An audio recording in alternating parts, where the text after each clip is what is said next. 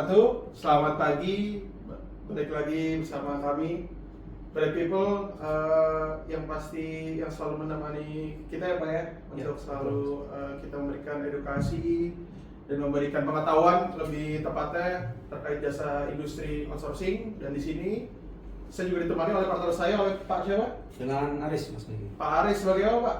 Sebagai PSC operasional. Dan pas banget episode kali ini kita akan membahas masih seputar dunia operasional, cuma di sini mungkin agak sedikit bidang yang lain ya. Mungkin kemarin kita banyak membahas tentang cleaning service atau OB ya Pak ya. Sekarang kita geser sedikit lebih ke keamanan atau security. Kayak seperti kenapa sih perusahaan lebih milih outsourcing untuk jasa keamanan, dan juga gimana sih cara rekrut dan seleksinya ya Pak ya. Bisa kita kupas lebih lanjut nih Pak. Yang pertama, sebenarnya menurut Bapak gimana sih untuk jasa keamanan atau security di industri outsourcing itu keunggulannya seperti apa? Sebenarnya kalau untuk keunggulan ya dari sebuah perusahaan yang memakai jasa pengamanan itu banyak, Mas Niki. Salah satunya itu efisiensi waktu dan tenaga. Oke.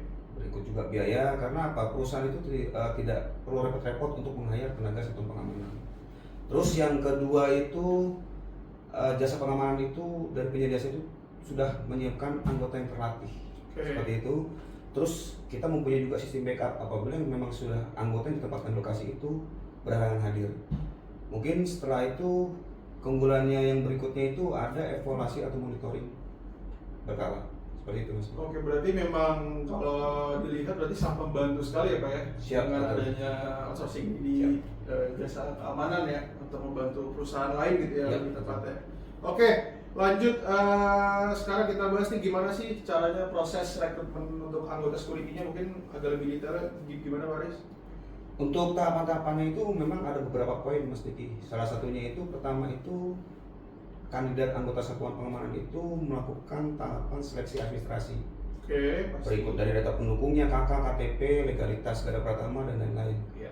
Setelah itu melewati tahap tes tertulis atau wawancara dengan pihak terkait, yaitu HRD, tentang wawasan pengalaman pekerjaan beliau. Kalau menurut Pak Aris, seberapa penting sertifikat garda pratama Pak? Untuk di tim satuan pengamanan itu memang diwajibkan harus memiliki legalitas garda pratama. Oke, berarti kalau yang mungkin belum mempunyai sertifikat garda pratama mungkin agak sedikit tidak terlihat ya Pak ya, karena kalau dengan sertifikat kan berarti sudah terlatih, sudah ada pelatihan, betul ya? Oke. Pak, kita lanjut untuk pelatihan selanjutnya nih Pak.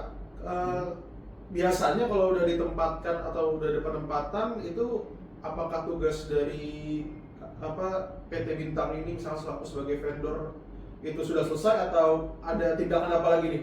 Belum, Mas Niki. Nanti setelah kita bekerjasama dengan sebuah perusahaan untuk penyedia jasa pengamanan itu, kita akan ada di situ, mungkin kalau ada chief atau dapur itu melakukan briefing rutin. Seperti itu. Lalu cek penampilan atau grooming dari masing-masing personil. Berikut pantauan absensi dan berkoordinasi dengan user. Oke, berarti maksudnya grooming itu apa Pak Aris? Lebih tepatnya?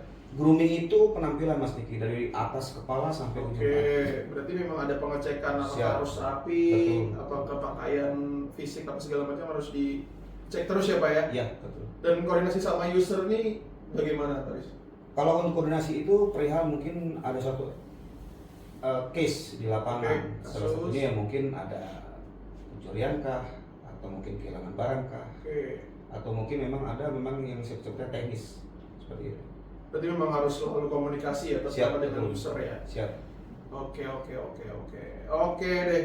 Jadi memang itu topik singkat yang barusan kita bahas saya dengan Pak Aris ya, lebih tepatnya di bidang keamanan dan juga keunggulan jasa atau industri outsourcing, terutama di bidang security, dan bagaimana sih proses seleksinya, apa aja sih yang penting. Tadi sudah kita bahas dengan Pak Aris ya Pak ya? Siap. Oke Pak, saya kira cukup ya Pak ya. Terima kasih Pak Aris sudah mau nemenin saya nih untuk ngasih pengetahuan sedikit buat para Bright People, dan ngasih pengetahuan, edukasi sedikit. Oke, kita bertemu di next video selanjutnya. Assalamualaikum warahmatullahi wabarakatuh.